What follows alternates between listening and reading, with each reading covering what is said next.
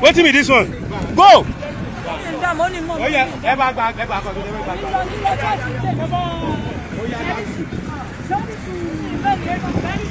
Go like this.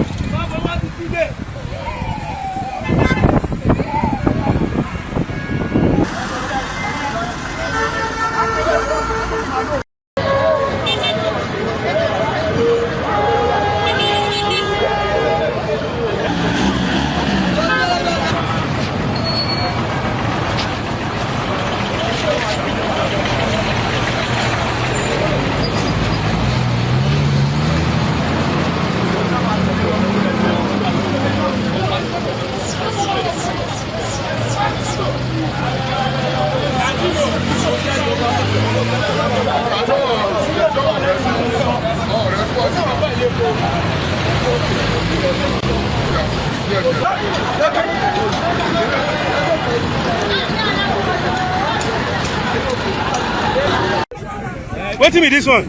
Go! Oh yeah, ever back.